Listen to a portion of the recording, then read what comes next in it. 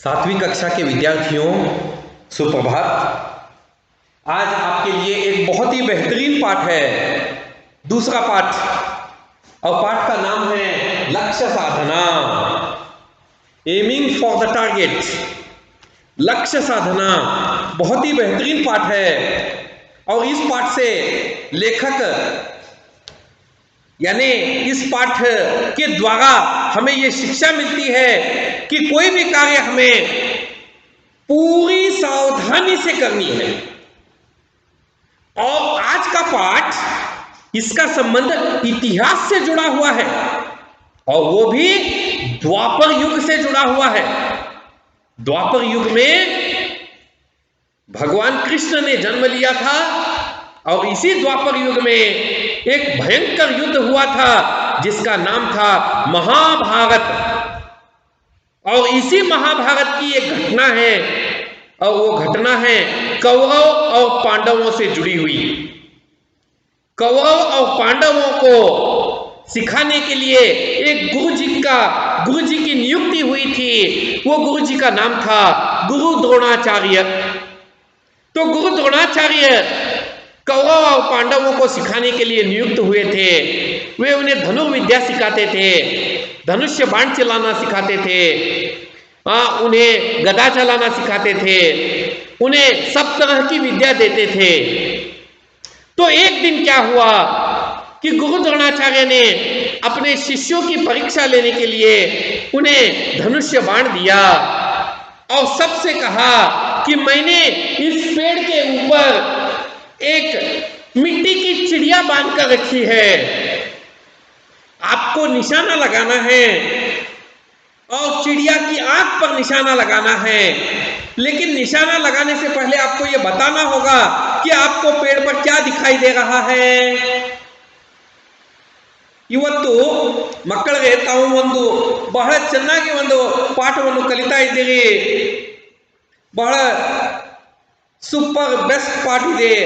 ಆ ಪಾಠಿನ ಹೆಸರು ಏನಂದ್ರೆ ಲಕ್ಷ್ಯ ಸಾಧನಾ, ಏಮಿಂಗ್ ಫಾರ್ ದ ಟಾರ್ಗೆಟ್. ನಾವು ನಮ್ಮ ದೃಷ್ಟಿಯನ್ನು ಇಟ್ಕೊಂಡು ಲಕ್ಷ್ಯವನ್ನು ಭೇದಿಸಬೇಕು. ಇದು ಮಹಾಭಾರತದ ಒಂದು ಘಟನೆ. ಇಲ್ಲಿ ಕೌರವ ಮತ್ತು ಪಾಂಡವರಿಗೆ ದ್ರೋಣಾಚಾರ್ಯ ಅವರು ಶಸ್ತ್ರಾಸ್ತ್ರವನ್ನು ಕಲಿಸ್ತಾ ಇದ್ದಾರೆ, ಧನುರ್ವಿದ್ಯೆ ಕಲಿಸ್ತಾ ಇದ್ದಾರೆ. ಈ ಧನುರ್ವಿದ್ಯೆಯಲ್ಲಿ ಅವರು ಹೇಳ್ತಾರೆ, ನಾನು ಈ ಗಿಡದ ಮೇಲೆ ಒಂದು ಗೊಂಬಿ ಇಟ್ಟಿದ್ದೀನಿ, ಒಂದು ಚಿಡಿಯಾ ಅಂದ್ರೆ ಗಿಳಿ ಇಟ್ಟಿದ್ದೀನಿ, ಒಂದು ಗಿಳಿ ಇಟ್ಟಿದ್ದೀನಿ. ಆ ಗಿಳಿ ಕಣ್ಣಿಗೆ ನೀವು ಏನು ಮಾಡಬೇಕು, ಈ ಬಿಲ್ಲು ಬಾಣದಿಂದ ನೀವು ಆ ಕಣ್ಣನ್ನು ಭೇದಿಸಬೇಕು ಅಂತ ಹೇಳ್ತಾ ಇದ್ದಾರೆ. ಈಗ ಏನಾಗ್ತಿದೆ ನೋಡಿ, ಈಗ ಯಾರ್ಯಾರಿಗೆ ಏನೇನು ಕಾಣಿಸುತ್ತೆ. ಈಗ ಪಾಂಡವ ಅಂದ್ರೆ ಯಾರು? ಪಾಂಡವ ಅಂದ್ರೆ ಯುಧಿಷ್ಠಿರ್, ಅರ್ಜುನ್, ಭೀಮ್, ನಕುಲ, ಸಹದೇವ್, ಇವರು ಪಾಂಡವರು. ಕೌರವ ಅಂದ್ರೆ ಯಾರು? ದುರ್ಯೋಧನ, ದುಶ್ಯಾಸನ ಮತ್ತು 100 ಮಂದಿ, ಎಲ್ಲ ಕೂಡಿ 100 ಮಂದಿ ಕೌರವರು. ಇವು ಎಲ್ಲವೂ ಈಗ ಹೇಗೆ ಈ ಬಿಲ್ಲು ಬಾಣ ಕೈಯಲ್ಲಿ ಹಿಡ್ಕೊಂಡು ಹೇಗೆ ಆ ಗಿಳಿಯ ಕಣ್ಣವನ್ನು ಭೇದಿಸುವ ಪ್ರಯತ್ನ ಮಾಡ್ತಾರೆ, ಈ ಪಾಠವನ್ನು ಓದಿ ನಾವು ತಿಳ್ಕೊಳ್ಳೋದು. ನೋಡ್ರಿ, ಈ ಪಾಠದಲ್ಲಿ ಇವರು ಏನು ಹೇಳಿದ್ದಾರೆ. ಈಗ ಪಾಠ ಪರಿಚಯದಲ್ಲಿ ನಮಗೆ ಏನು ಸಿಗುತ್ತೆ? पाठ परिचय से हमें क्या पता चलता है? तो पाठ परिचय से हमें पता चलता है कि इस पाठ में गुरु द्रोणाचार्य द्वारा कौरव पांडवों को धनुर्विद्या की परीक्षा का वर्णन किया गया है।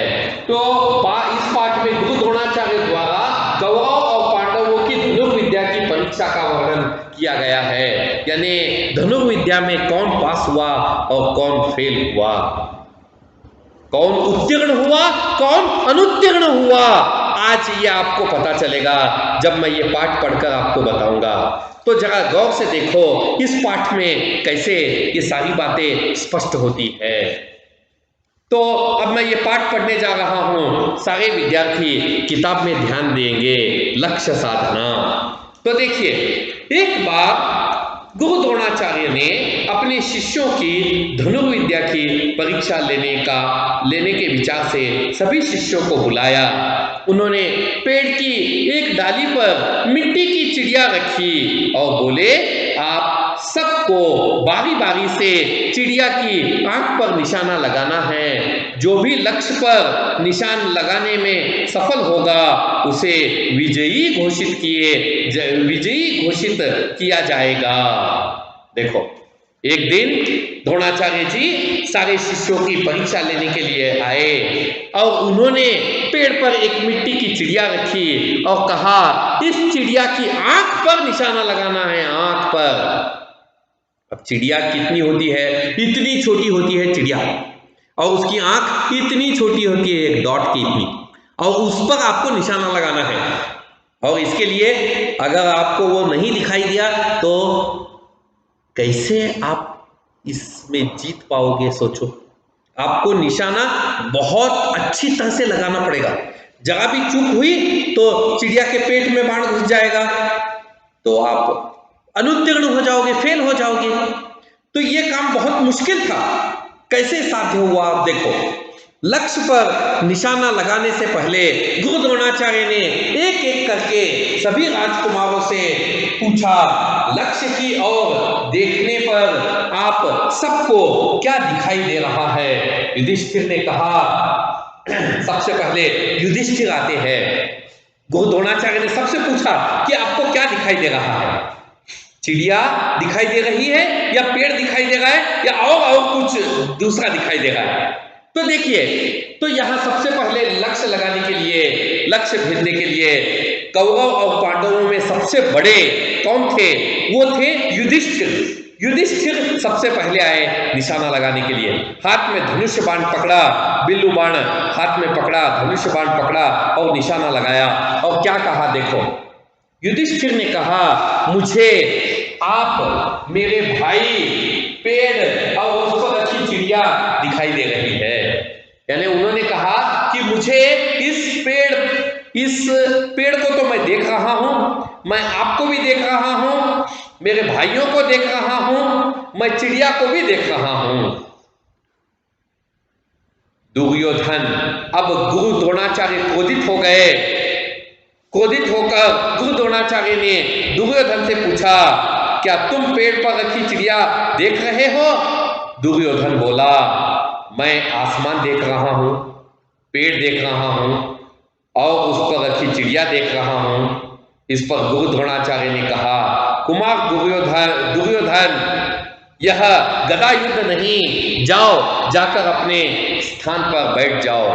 देखो बच्चों, यहां युधिष्ठिर भी फेल हो गए, वो अनुत्तीर्ण हो गए, और दूसरे दुर्योधन भी अनुत्तीर्ण हो गया, क्योंकि दुर्योधन को भी यहां बहुत कुछ चीजें दिखाई दे रही थी। और उन्होंने कहा, द्रोणाचार्य ने क्रोधित होकर, ये मैदान खेल का मैदान है, ये गदा युद्ध का मैदान नहीं है, ये धनुष्य बाण की विद्या सीखने का मैदान है। तुम यहाँ पर ये खेल नहीं दिखा सकते, जाओ अपने भाइयों के साथ बैठ जाओ। अब इसके बाद में कौन आते हैं? इसके बाद में आते हैं भीम। तो भीम ने क्या किया? देखो, अब भीम की बारी थी। गुरु द्रोणाचार्य ने भीम को बुलाया और वही प्रश्न किया। भीम ने कहा, गुरुदेव, मैं सभी लोगों को देख रहा हूं। गुरु द्रोणाचार्य बोले, भीम, निशाना लगाना तुम्हारा काम नहीं है। भीम ने तो सबसे बढ़कर बात कही। उन्होंने कहा कि मुझे यहां जितने बैठे हैं सब दिखाई दे रहे हैं और चिड़िया भी दिखाई दे रही है। तो ये तो मजाक वाली बात हो गई। तो अब इस बात का कोई अर्थ ही नहीं बचा, और गुरुदेव को भी उसकी बात पर बड़ी हंसी आई और गुरुदेव ने कहा, जाओ, ये काम तुम नहीं कर सकते, चलो यहां से। तो आगे क्या हुआ देखो, गुरु द्रोणाचार्य सभी राजकुमारों से वही प्रश्न पूछते रहे। राजकुमार भी तरह तरह से जवाब देते रहे। कोई कहता मुझे चिड़िया दिखाई दे रही है, कोई कहता मुझे पेड़ दिखाई दे रहा है, किसी ने कहा मुझे पेड़ पर चिड़िया और पूरा आकाश दिखाई दे रहा है, उनमें से एक शिष्य ऐसा भी था जिसे पेड़ पत्ते दिखाई दे रहे थे। गुरु द्रोणाचार्य निराश हो गए। अब इतने सारे 100 कौरव, 5 पांडवों में से 4 पांडवों की तो उन्होंने शिक्षा देख ली, धनुष बाण वो कैसे चलाते हैं ये देख लिया। वो बड़े निराश हो गए और सोचने लगे कि क्या है, मैंने इनको इतने दिनों तक धनुष बाण चलाना सिखाया लेकिन कोई परफेक्ट नहीं हुआ, कोई सीख नहीं पाया। तब क्या किया, तब उन्होंने अर्जुन को बुलाया। अब अर्जुन को क्या दिखाई दे रहा है सुनो। अब अर्जुन की बारी थी। गुरु द्रोणाचार्य ने अर्जुन से पूछा, अर्जुन तुम्हें क्या दिखाई दे रहा है? अर्जुन ने कहा, मैं न आसमान को देखता हूं, न पेड़ को, न पत्तों को और न ही यहां उपस्थित लोगों को।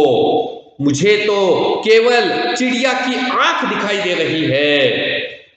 अर्जुन का यह उत्तर सुनकर गुरु द्रोणाचार्य अर्जुन की प्रतिभा से प्रसन्न हो गए और उन्होंने अर्जुन को निशाना लगाने को कहा। देखिए, अर्जुन का उत्तर सबसे अलग था। अर्जुन ने जो कहा वो इतना भिन्न था कि उसे सुनकर गुरु द्रोणाचार्य बहुत खुश हो गए। उन्हें लगा कि उन्होंने इतने पांडवों को सिखाया, इतने कौरवों को सिखाया, लेकिन कोई उनकी विद्या को सही ढंग से नहीं सीख पाया। केवल और केवल एक शिष्य अर्जुन वो सीख पाया। देखो बच्चों, क्लास में आप लगभग 30-40 बच्चे होंगे। इनमें से कुछ एक बच्चे रैंक होल्डर होते हैं जो हर परीक्षा में प्रथम आते हैं, फर्स्ट रैंक आते हैं। अब क्या टीचर सिर्फ उनको ही पढ़ाते हैं? नहीं, टीचर तो सब बच्चों को पढ़ाते हैं, लेकिन वो बच्चे ही क्यों आगे आते हैं? क्योंकि वो कक्षा में बैठकर ध्यान से सुनते हैं और इसीलिए प्रथम आते हैं। ಈಗ ನೀವು ಸಹ ನನ್ನ ಪಾಠವನ್ನು ಲಕ್ಷ್ಯ ಕೊಟ್ಟು ಕೇಳಿದ್ರೆ ನಿಮಗೆಲ್ಲ ಅರ್ಥ ಆಗುತ್ತೆ, ನೀವು ಫಸ್ಟ್ ರ್ಯಾಂಕ್ ಬರ್ಬೋದು.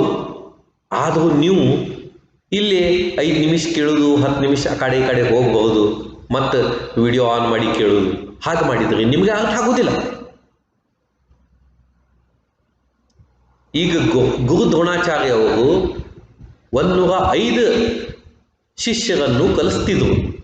ಆ 105 ಶಿಷ್ಯರಲ್ಲಿ 104 ಶಿಷ್ಯರು ಏನೂ ಕಲ್ತಿಲ್ಲ, ಬರೀ ಒಬ್ಬ ಕಲ್ತಿದ್ದು. ಅದು ಯಾರು? ಅರ್ಜುನ್. ಈಗ ಅರ್ಜುನ್ ತಮ್ಮ ಕೈಯಲ್ಲಿ ಬಿಲ್ಲು ಬಾಣ ಹಿಡಿದು ಹೇಳ್ತಾ ಇದ್ದಾನೆ, ನನಗೆ ಬರೇ ಆ ಗಿಳಿಯ ಕಣ್ಣ ಮಾತ್ರ ಕಾಣಿಸ್ತಾ ಇದೆ. ಅಂದರೆ ಅವನು ಎಂಥ ದೊಡ್ಡ ಧನುರ್ಧರ ಇದ್ದಿರಬಹುದು, ಇದು ನಮಗೆ ಗೊತ್ತಾಗುತ್ತೆ. ಈಗ ನಾವು ಅಭ್ಯಾಸ ಮಾಡುವಾಗ ಬರೀ ನಮ್ಮ ಲಕ್ಷ್ಯ ಪುಸ್ತಕದಲ್ಲಿ ಇರಬೇಕು. ನಾವು ಅದು ಬಿಟ್ಟು ಒಂದ್ಸಲ ಪುಸ್ತಕದಲ್ಲಿ ನೋಡೋದು, ಒಂದ್ಸಲ ಟಿವಿ ನೋಡೋದು, ಒಂದ್ಸಲ ಹೆಡ್ಫೋನ್ ಕಿವಿಯಲ್ಲಿ ಇಟ್ಕೊಂಡು ಹಾಡ ಕೇಳೋದು, ಈ ಥರ ಮಾಡಿದರೆ ನಾವು ಕಲೀಲಕ್ಕಾಗೋದಿಲ್ಲ. ನಾವು ಈ ಪಾಠದಿಂದ ಎಲ್ಲ ಕಲಿಬಹುದು. इस पाठ से हम सीख सकते हैं कि हमें अर्जुन की तरह बनना है, क्योंकि अर्जुन सिर्फ अपने निशाने पर ध्यान देते थे, केवल अपना निशाना। मेरा निशाना है चिड़िया और मुझे इस चिड़िया को बाण मारना है, मुझे दूसरा लक्ष्य नहीं दिखाई दे रहा।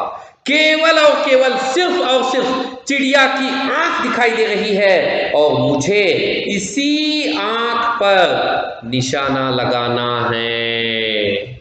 केवल मुझे इस चिड़िया की आंख पर निशाना लगाना है। तो ये गुण आपको अर्जुन से सीखना है। इसे कहते हैं लक्ष्य साधना, लक्ष्य टारगेट को पूरा कर दिखाना। और एमिंग फॉर द टारगेट, यानी उस टारगेट को पूरा करने की इच्छा अगर मन में है तो आप कोई भी कार्य कर सकते हो। तो देखो अब यहाँ क्या हुआ, अर्जुन ने तर्कस से तीर निकाला और लक्ष्य साधकर बाण छोड़ा। निशाना इतना सटीक था कि सीधा चिड़िया की आंख में जा लगा। गुरु द्रोणाचार्य ने प्रसन्न होकर अर्जुन को गले लगा लिया और उसे विजयी घोषित किया। गुरु द्रोणाचार्य ने सभी राजकुमारों को समझाते हुए कहा कि हमारा ध्यान केवल अपने लक्ष्य पर होना चाहिए। जिनकी नजर लक्ष्य से भटक जाती है वह कभी लक्ष्य पर सटीक निशाना नहीं लगा सकता। यह बात केवल धनुर्विद्या सीखने के लिए ही नहीं अपितु हमारे जीवन के प्रत्येक क्षेत्र में लागू होती है। जीवन में हमारा जो भी लक्ष्य हो, हमारा पूरा ध्यान उसी पर टिका होना चाहिए, तभी लक्ष्य को प्राप्त किया जा सकता है। यहाँ पर इस पाठ से हमें ये शिक्षा मिलती है कि हमें अपने लक्ष्य को पूरा करना है। अगर हम लक्ष्य के प्रति असावधान रहेंगे, हम उस पर ध्यान नहीं देंगे तो हमें जीत प्राप्त नहीं होगी। द्रोणाचार्य जी ने अर्जुन को विजयी घोषित किया और उन्होंने कहा कि आप सभी कौरव और ये 4 पांडव अर्जुन से सीखो। अर्जुन कितना मेहनत करता है और कितना सटीक निशाना लगाता है, तभी तो वो दुनिया का सबसे बेहतरीन धनुर्धर कहलाया। हमें इतनी सावधानी बरतनी है, तभी हम भी लक्ष्य साधना कर पाएंगे अपने जीवन की। अब आपको कोई ये नहीं कहेगा कि आप भी जाकर निशाना लगाओ। अब आपका निशाना यही है कि आपको 7वीं कक्षा में पास होना है। और 7वीं कक्षा में पास होने के लिए आपको हिंदी भी बहुत अच्छी तरह से पढ़ना है। जब हिंदी पढ़ना आप सीख जाओगे, अच्छी तरह से पढ़ना सीख जाओगे, तो अपने लक्ष्य में आप उत्तीर्ण हो जाओगे और आप भी अर्जुन की तरह कहलाओगे।